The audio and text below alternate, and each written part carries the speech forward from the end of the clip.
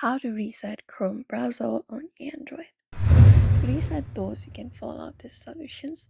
So first of all, you can head over to Chrome itself, the app Chrome on your Android device.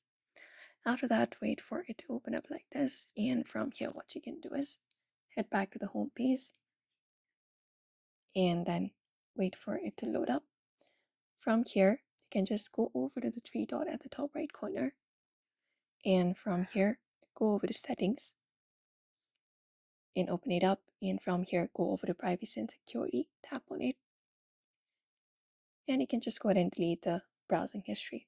Tap on delete browsing history, and you can select up the time range from where you would like, for example all time. After that, you can select each of these and clear the browsing data and reset your Chrome browser on Android. Or you can just head over to your device's settings and then head over to apps from here. And then once you're here, you can just head over to Chrome, hit search, open it up, and go to storage and look out for this option of clear the cache, and do so. So these are the methods you can apply in order to reset your data on your Chrome browser on your Android.